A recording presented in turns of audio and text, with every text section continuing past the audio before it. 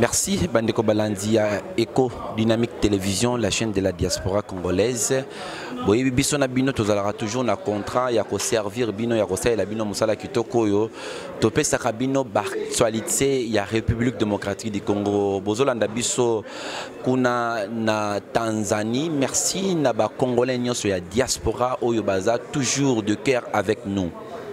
Lelo to fongoli émission na bino bolingaka mingi focus ya mokolo mwa lelo to ye awa na siège ya Union pour la démocratie et le progrès social et sika wapi basili ko bianga biso po ya point de presse oyo secrétaire général Roi David Jean-Marc Kabundu Akabunde azali ko sala na mokolo mwa lelo pona yango Bandeko Balandi na biangi bino nyonso elongo na ba combattant nyonso ya diaspora ya Union pour la démocratie et le progrès social ba diaspora pe nyonso bazali banda pe na kati ya mboka na biso bolanda point de presse ya secrétaire général Jean-Marc Kabund Akabund.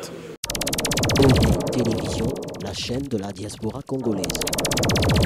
Mesdames et messieurs de la presse, je suis très heureux de vous accueillir ces jours au siège national de notre parti, Temple de la démocratie. Au nom des combattantes et combattants de l'UDPS, je vous remercie d'avoir honoré notre invitation par votre présence. Mesdames et messieurs de la presse, mon propos de ce jour va s'articuler autour de points ci-après. 1. Les obsèques du feu président Étienne Tshisekedi Wamulumba. 2. De la crise persistante au pays. Et finalement, nous allons conclure. Des obsèques du feu président Dr Étienne Tshisekedi Wamulumba. Comme vous le savez, notre président, le Dr Étienne Tshisekedi Wamulumba, est décédé à Bruxelles le 1er février de cette année. Sa dépouille est toujours bloquée en Belgique par l'effet du régime en place qui fait obstruction à toutes les initiatives tendant à son rapatriement. Je tiens à rappeler que dès l'annonce du décès de ce grand personnage, nous avons entrepris plusieurs démarches en vue de lui offrir au pays des obsèques dignes de sa nature. Mais hélas, nos efforts se sont butés à la mauvaise foi, voire au refus du régime de voir le corps de notre feu président revenir sur les sols de ses ancêtres pour y être inhumé.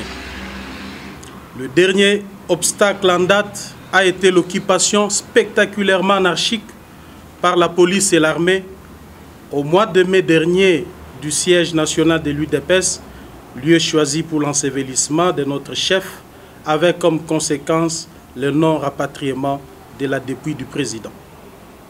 Sur initiative du pouvoir, l'UDPS et la famille biologique de l'illustre disparu ont accepté de participer à des réunions censées trouver un consensus autour de l'organisation des obsèques. C'est ainsi que, le 23 mai 2017, les trois partis, UDPS, famille biologique et État congolais, se sont retrouvés au cabinet de M.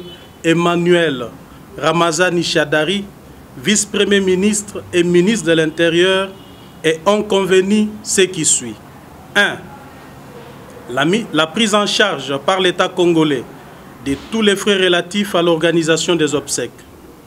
2. La mise en place d'une commission spéciale incluant les trois partis chargés de l'organisation de funérailles et composée de 10 personnes. 3. Le choix du palais du peuple comme lieu d'exposition de la dépouille pour le recueillement, ainsi que les hommages officiels et populaires. 4. L'affectation par l'État congolais d'un avion spécial aux fins de ramener la dépouille à Kinshasa. Et 5. La détermination consensuelle du lieu où sera inhumé le corps de l'illustre disparu dans la concession familiale située dans la commune d'Ensele. Tous ces points d'accord ont fait l'objet d'un communiqué conjoint déjà signé par le parti UDPS et la famille biologique du feu président Étienne Tshisekedi.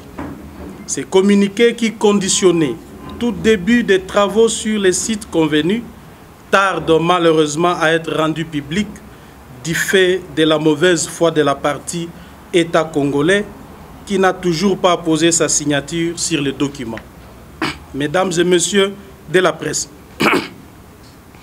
comme d'aucuns peuvent s'en rendre compte, l'UDPS et la famille biologique du président Étienne Tshisekedi ont fait preuve de bonne foi en vue de faciliter le bon déroulement des obsèques du défunt. Curieusement, l'UDPS constate avec indignation que depuis la réalisation du consensus autour des obsèques de notre feu président, le représentant de l'État congolais ne se font plus ni voir ni entendre. Ils ne se tiennent plus de réunions et les délégués de l'État congolais ne répondent plus à nos appels téléphoniques. Au vu de ces comportements, l'UDPS conclut à une volonté délibérée dans les chefs des tenants du pouvoir de ne pas s'impliquer dans les accords ainsi conclus en vue de faciliter le rapatriement de la dépouille et l'ensevelissement du corps de l'illustre disparu sur le sol de ses ancêtres. Parce que le président Étienne Tshisekedi Wamulumba doit être absolument inhumé avec honneur et dignité, non pas à l'étranger, mais au pays, sur le sol de ses ancêtres, l'UDPS et la famille biologique annoncent solennellement qu'elles prennent acte du désistement de l'État congolais dans l'organisation des dites obsèques. Par conséquent, elles décident de rapatrier par leurs propres moyens la dépouille mortelle du président à la date qui sera incessamment communiquée.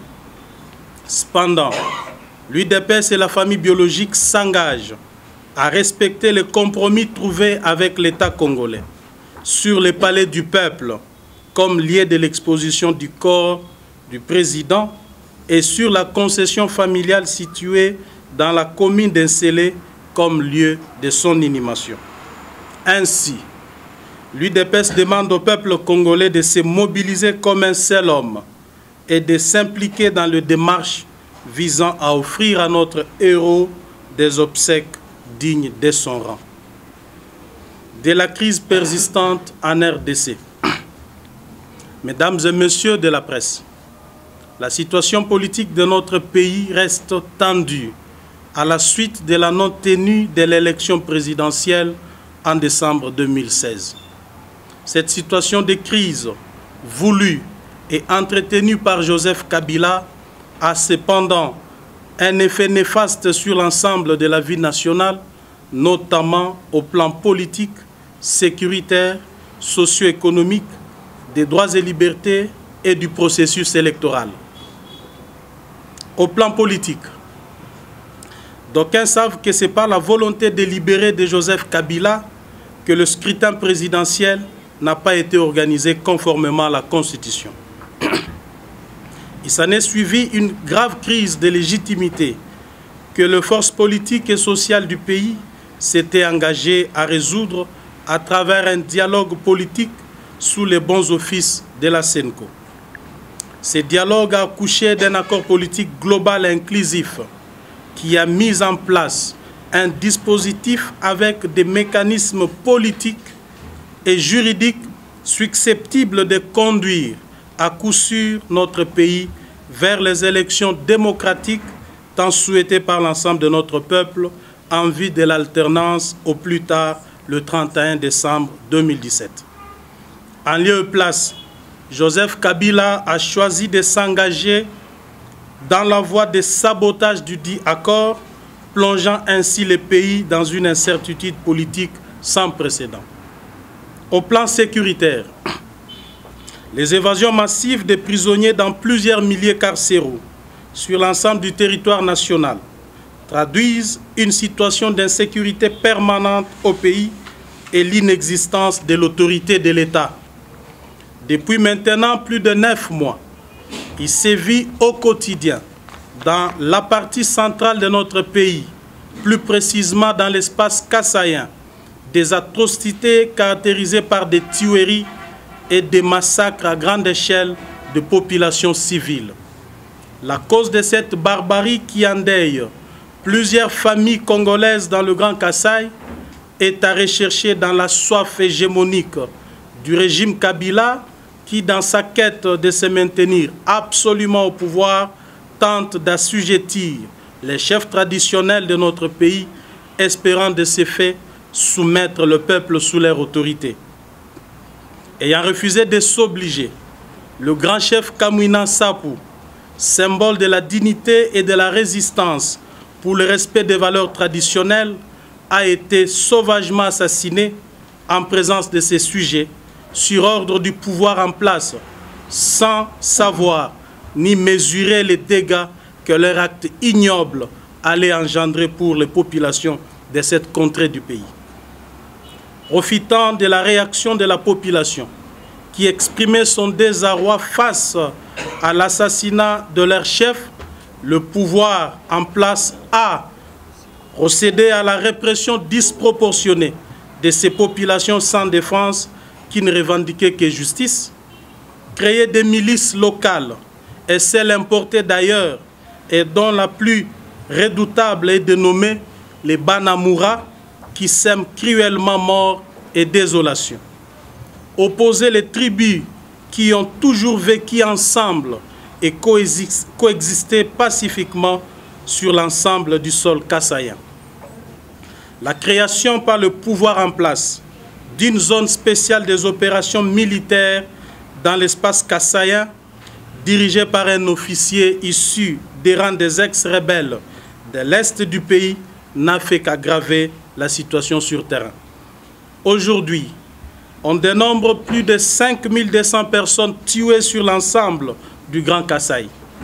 Des villages entiers ont été rasés et les populations contraintes à se réfugier dans la brousse, voire dans le pays voisin où elles vivent les conditions les plus inhumaines.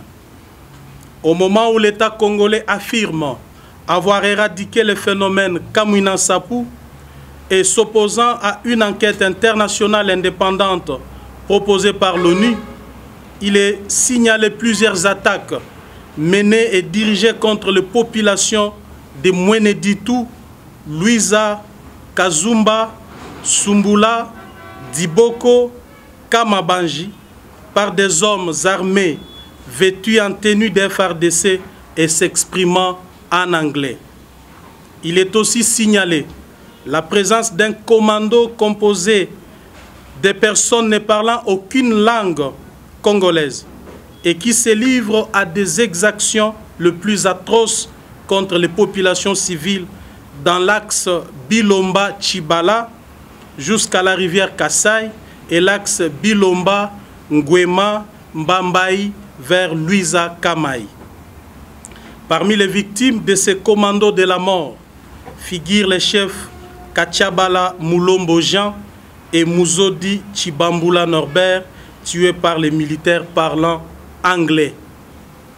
L'on fait également état des atrocités qui se commettent à Chikapa, dans le secteur Lovoa-Luangachimu, précisément dans le village Kamundele, Kankala, Seba, Gombe et Mouyeji. Dans le secteur Kitangwa, précisément dans les villages Kimbulungu, Katangameshi, Samba et Njinji. Et enfin, dans le secteur de Kabambaï, précisément dans le village Katoka, Inga, Lukombo et Lukwaya. La récente découverte de 10 fosses communes sur l'axe Chikapa-Sumbula-Diboko comporte comme message troublant la consolidation du doute sur le nombre exact de fosses communes résultant des massacres de populations civiles. Il s'y est de rappeler qu'outre ces 10 nouvelles fosses communes, les Nations Unies avaient déjà documenté sur 42 autres dans l'espace kassaïen.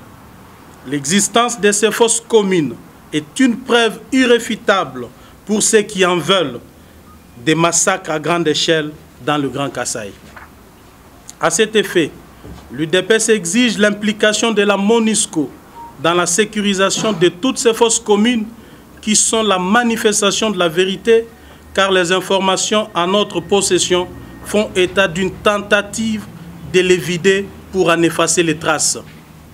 Face à l'inertie et à la complicité manifeste du régime qui semble ne pas s'émouvoir devant cette situation désastreuse, la communauté internationale avait pris l'heureuse initiative, du reste saluée par l'UDPS et le peuple congolais, de mettre en place une commission d'enquête internationale indépendante de l'ONU en vue de faire la lumière sur ces graves violations de droits humains.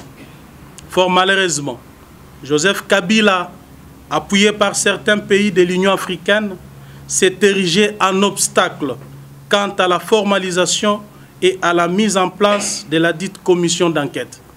L'opposition systématique du gouvernement congolais à cette initiative internationale est un aveu de son implication dans la commission de ces crimes contre l'humanité perpétrés contre nos compatriotes au Kasaï. L'UDPS reste sceptique quant aux résultats escomptés à atteindre par une commission d'enquête que pilote un pouvoir qui d'ailleurs est impliqué dans les crimes décriés, le mettant ainsi en position de juge et partie. Pour l'UDPS, une seule commission d'enquête internationale indépendante est à même d'élucider les faits criminels commis dans l'espace kassaïen afin que justice soit rendue aux victimes. L'UDPS constate également avec consternation les tueries qui continuent à sévir avec acuité à Beni. Il n'est pas compréhensible qu'une zone aussi surmilitarisée que ces coins de la République puissent continuellement faire l'objet de tueries et d'assassinats à grande échelle de nos concitoyens sans que le régime en place, qui ne se maintient que par les armes, ne soit capable de ramener la paix et la sécurité pour tous. Au plan des droits et libertés, l'UDPS note une nette restriction de l'espace politique et des libertés fondamentales caractérisée par les arrestations arbitraires, les enlèvements, les brimades, les tortures des opposants politiques et acteurs de la société civile pro-changement. À ce sujet, il s'y de noter que l'UDPS est la plus grande victime de ces pratiques dégradantes et avilissantes. Plus de 500 combattants de notre parti sont actuellement arrêtés, torturés et gardés au secret dans les cachots clandestins de la police, de l'ANER et de la DEMIAP. Ces hommes et femmes membres de l'UDPS, ainsi arbitrairement arrêtés, sont privés de toute visite familiale et de toute assistance des avocats sur ordre de M. Kalev Moutonde, administrateur général de l'ANER, bourreau de tous ceux qui émettent un son de cloche contraire à celui du pouvoir et véritable metteur en scène de tous les faux procès contre les opposants et les militants de la société civile pro-changement. Au plan processus électoral, l'UDPS constate que le processus électoral est mis à mal par la seule volonté de Joseph Kabila, ayant dévoyé l'accord de la Saint-Sylvestre, prévoyant les mécanismes de contrôle de ces processus, dicte la ligne de conduite aux responsables de la CENI. Plutôt que de s'atteler à la tâche lui confiée par la Constitution de la République et l'accord du Centre interdiocésain de Kinshasa, le responsable de la centrale électorale multiplie des embûches pour empêcher la tenue des élections présidentielles et législatives conformément à l'accord du 31 décembre 2016. En effet, la non-publication du calendrier global des élections ainsi que de la cartographie des bureaux d'enrôlement des électeurs constituent des signaux forts qui mettent en exergue le manœuvre orchestré par M. Nanga pour envoyer les élections au calendrier grec. Répondant aux injonctions du pouvoir, M. Nanga avoue à qui veut l'entendre qu'il est impossible d'organiser les élections avant le 31 décembre 2017, se faisant ainsi la caisse de résonance du régime en place. l'enthousiasme de la population à se faire enrôler massivement est tout de suite découragé par la mauvaise organisation de la CENI qui, non seulement a engagé un personnel manifestement non recyclé, mais aussi ne met pas à la disposition de ces derniers d'intrants suffisants pour satisfaire à la demande des populations sollicitant l'inscription. Plusieurs autres méfaits sont à relever, notamment le laxisme de la CENI qui ne respecte pas ses propres délais impartis aux opérations d'enrôlement, le monnayage de l'accès au bureau d'enrôlement, les manques de carburant pour alimenter les groupes électrogènes, l'enrôlement des mineurs de moins de 16 ans, l'existence des centres spécialisés dans l'enrôlement des militaires et des étrangers. Présentement, Kinshasa, comme au Grand Kasaï, tout est mis en œuvre pour retarder l'inscription des électeurs.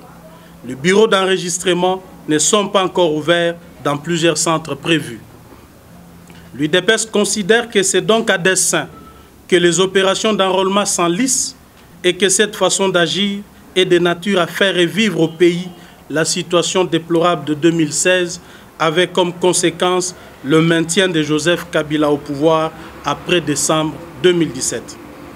Au plan socio-économique, mesdames et messieurs de la presse, l'UDPS déplore la destruction sans cesse croissante de notre tissu économique caractérisé par la descente aux enfers du franc congolais, notre monnaie locale qui se déprécie quotidiennement face aux devises étrangères. La dégradation de notre monnaie nationale n'est pas sans conséquence sur le panier de la ménagère qui a perdu plus de 60% de son pouvoir d'achat en l'espace de 6 mois seulement. Pendant ces temps, l'oligarchie qui trône à la tête de nos institutions politiques et administratives autour de Joseph Kabila et qui dirige notre pays par défi ne se soucie guère du sort de notre peuple. Cette minorité d'égoïstes plutocrates s'illustre par les actes qui aggravent chaque jour et davantage la misère de notre population. Ainsi, la corruption et la concussion sont érigés en système de gouvernance. Le coulage des recettes, les évasions fiscales, la malversation financière ainsi que les détournements systématiques et systémiques des deniers publics sont perpétrés au grand jour, en toute impunité sous les regards complices des organes de contrôle censés prévenir ces pratiques.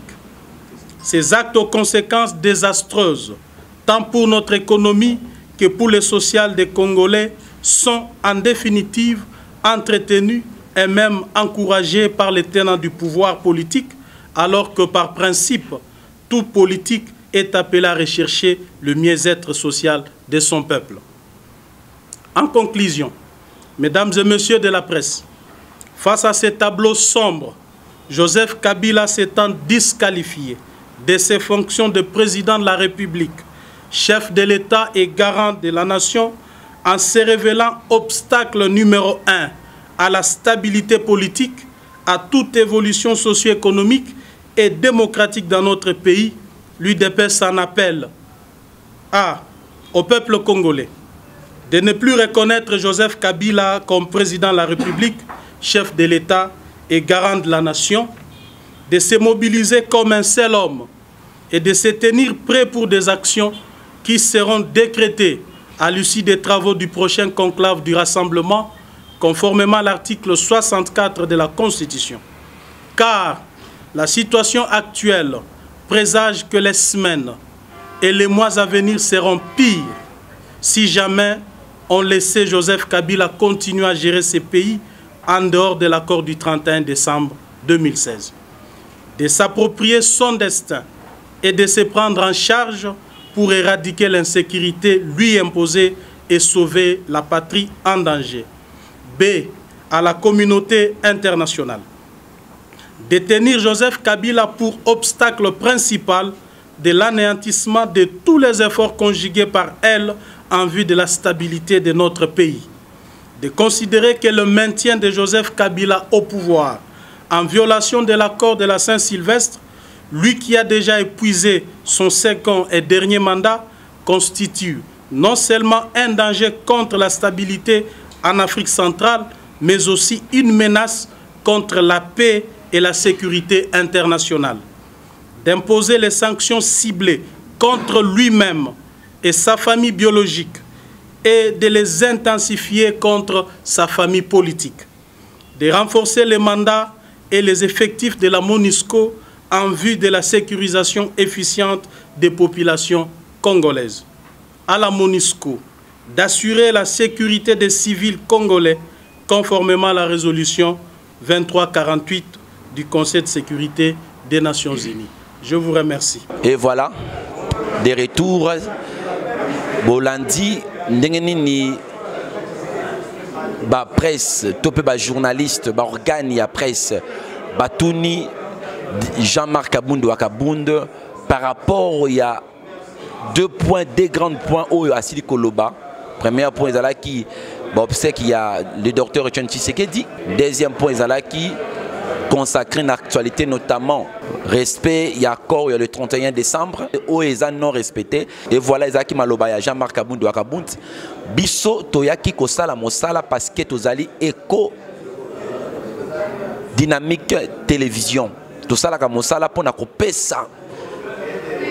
Baimboka o batika mboka oyo kopesa bango ba information oyo ezali koleka na Kinshasa na République démocratique du Congo. Merci ceux qui bolinga qui focus ya mokolo malelo ezala qui focaliser na point de presse il y a secrétaire général il y a Union pour la démocratie et le progrès social, je cite Jean-Marc Abound Arabound. À lobby, nous allons chasser Kabila cette année avant qu'il soit le 31 décembre 2017. Merci. Et tu sais quand on appelle ça merci na le grand caméraman Nasimbaki caméra Pobozo ba image oyo Manassé, merci. Naebi kazo salanga déjà si ni kunetikali soki 5 minutes, merci Manassé. Merci na Jean-Si Kim, le grand réalisateur et monteur. Merci na les grands monteurs Gauthier, merci na Manassé. Merci à notre patron Rich Tempête au Azosalake et des TV et ça toujours ma casse n'enge bozomo nangona auteur ils allaient pena ma foot ils allaient maïté. Merci na Rosiline le peuple d'abord. Merci na Daniela. Merci na JBK Musique, les grands producteurs. Président, il y a mouvement Tshisekediste pour le changement MTC. Merci na JBS. Merci na Katibola, merci na Selina Labelle, merci na Bino Nyoso Bolandakanga, botika la malamu parce que biso toza toujours na bino, toropé sa bino toujours ba information na focus na bino. Bye et à la prochaine.